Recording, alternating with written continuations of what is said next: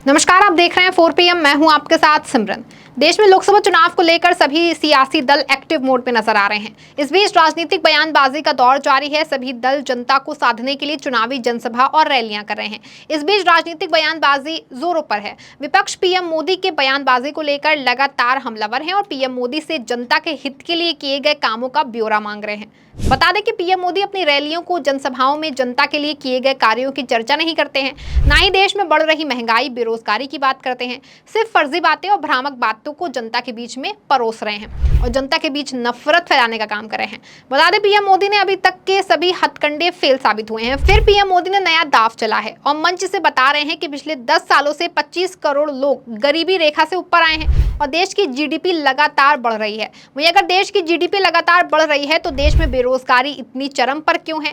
वहीं जब देश की जीडीपी बढ़ रही है तो रोजगार भी बढ़ने चाहिए। ऐसा है नहीं। देश में बेरोजगारी दर ने रिकॉर्ड तोड़ दिया है। बता दें कि लोकसभा चुनाव के 4 चरणों की वोटिंग खत्म हो चुकी है और अगले चरण की वोटिंग के लिए भारतीय जनता पार्टी देश के अलग अलग हिस्सों में रैलियां कर रही है।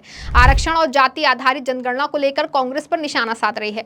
इस बीच कांग्रेस महासचिव जयराम रमेश ने इन दोनों मुद्दों को लेकर बीजेपी के जवाब दिया है। साथ ही उन्होंने 2011 में जब मनमोहन सिंह देश के प्रधानमंत्री थे उस समय कराए गए जनगणना को लेकर बीजेपी से सवाल भी पूछा और कहा कि 2011 के बाद से अभी तक देश में जनगणना क्यों नहीं कराई गई और पीएम मोदी किसी भी मंच से क्यों नहीं बता रहे हैं कि आरक्षण बढ़ाया जाएगा कि नहीं। आपको बता दें कि पीएम के पास जनता के सामने जाने के लिए कोई मुद्दा बचा ही नहीं है।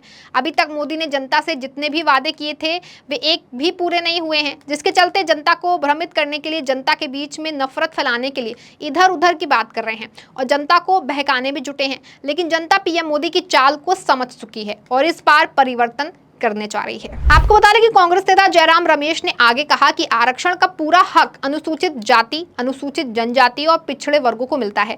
इसके लिए जाति जनगणना कराना जरूरी है। 2011 में जब मनमोहन सिंह प्रधानमंत्री थे उस समय आर्थिक, सामाजिक और जाति जनगणना कराई गई थी। उस रिपोर्ट में जाति को लेकर जो जानकारी सामने आई थी वो प्रकाशित नहीं हो पाई क्योंकि उसे अंतिम रूप देने में 3 साल का समय लगा। इसके बाद केंद्र से हमारी सरकार चली गई और फिर मोदी सरकार ने उसे कभी प्रकाशित नहीं किया। वहीं मोदी सरकार ने अभी तक अपना स्पष्टीकरण नहीं दिया है कि क्या वो सामाजिक, आर्थिक और जनगणना के पक्ष में है या फिर नहीं। बता दें, साल 1992 में सुप्रीम कोर्ट ने मंडल आयोग के संदर्भ में एक निर्णय दिया था जिसमें कहा गया था कि SC, ST और OBC के लिए 50% आरक्षण की सीमा होनी जरूरी है। हिस्सेदारी न्याय के संदर्भ में कहा है आरक्षण का पूरा हक अनुसूचित जाति, अनुसूचित जनजाति और पिछड़े वर्गों को मिलना है। इसके लिए जाति जनगणना कराना जरूरी है। 2011 में जब मनमोहन सिंह जी प्रधानमंत्री थे, जाति, सामाजिक, आर्थिक और जाति जनगणना करवाया गया था, पर जो जानकारी हासिल किया गया था वो जाति के बारे में वो प्रकाशित नहीं हुआ। 3 साल लगे उसको फाइनलाइज, अंतिम रूप देने में। तब हमारी सरकार चली गई और मोदी सरकार ने वो कभी प्रकाशित नहीं किया। आज भी मोदी सरकार ने अपना पोजीशन स्पष्टीकरण नहीं दिया है कि क्या वो सामाजिक, आर्थिक और जनगणना के पक्ष में है कि नहीं।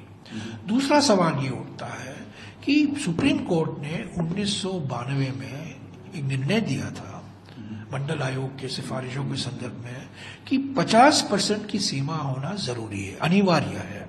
अनुसूचित जाति, अनुसूचित जनजाति और पिछड़े वर्गों के लिए 50% सीमा होना अनिवार्य है। अभी अगर आप देखें कॉन्स्टिट्यूशन ऑफ इंडिया 9वीं सूची में सिर्फ तमिलनाडु का आरक्षण का कानून इसमें शामिल है।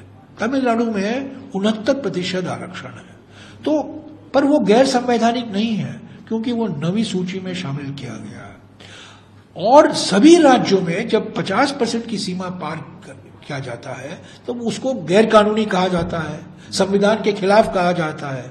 हमने कहा है कि हम 50% की सीमा को बढ़ाएंगे। हमारा यह सवाल है प्रधानमंत्री से कि क्या आप ये 50% की सीमा बढ़ाएंगे कि नहीं?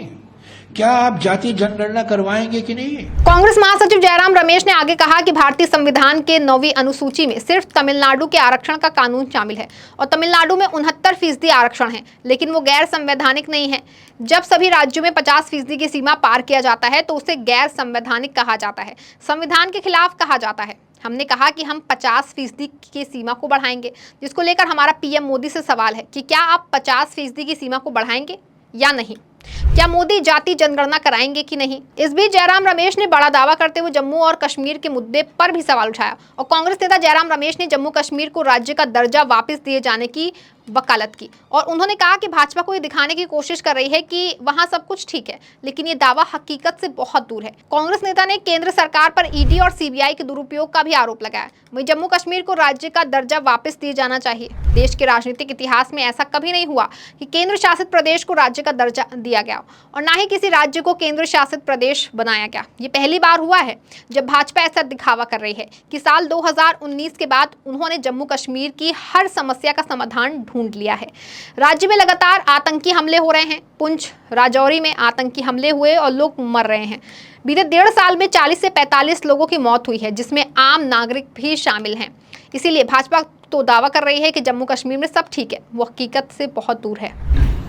देखिए, सबसे बड़ी बात यह है कि जम्मू और कश्मीर को पूरा राज्य का दर्जा वापस देना चाहिए। सुप्रीम कोर्ट ने जो कहा है, वहां चुनाव होने चाहिए, विधानसभा के चुनाव होने चाहिए और कभी नहीं हुआ है हमारे देश के राजनीतिक इतिहास में। हमारे देश के राजनीतिक इतिहास में यूटी स्टेट बनता है, स्टेट कभी यूटी नहीं बनता है। ये पहली बार हुआ 5 अगस्त 2019 को कि स्टेट का तो लद्दाख तो अलग किया गया, ठीक है, पर वो JNK का जो राज्य का दर्जा था उसको यूटी का दर्जा, केंद्र शासित प्रदेश हो गया।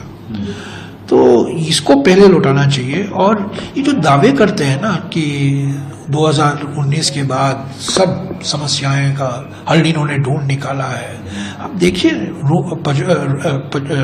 पुंछ राजौरी में बार बार जो आतंकवादी हमले हो रहे हैं, लोग मारे जा रहे हैं। पिछले 1.5 साल में करीब 40-45 लोगों मरे हैं और सिविलियन मरे हैं, नागरिक मरे हैं, सिर्फ आतंकवाद नहीं, नागरिक भी मरे हैं। तो ये बार बार ये जो दावा करते रहते हैं कि सारी समस्याएं खत्म हो गई है, मैं समझता हूँ हकीकत के बिल्कुल विपरीत है।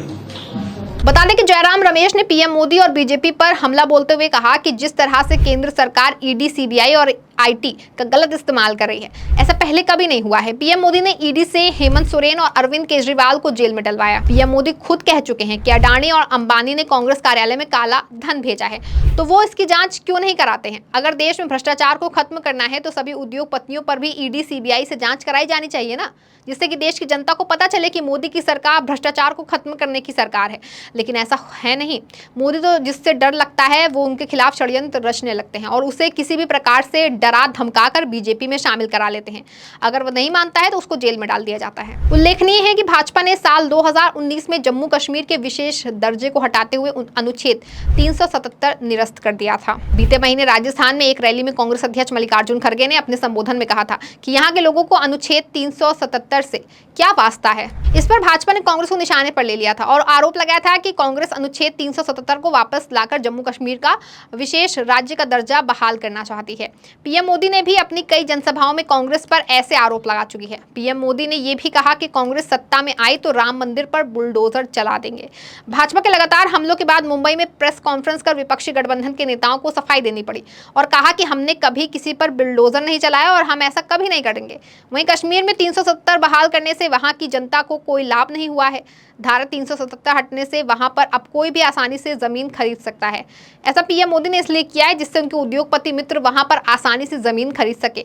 वहीं सभी अटकलों का क्या रिजल्ट निकल के सामने आता है, ये तो फिलहाल 4 जून को ही पता चल पाएगा। इस खबर में फिलहाल बस इतना ही। ऐसी तमाम राजनीतिक खबरों के लिए बने रहें और देखते रहें 4PM। धन्यवाद।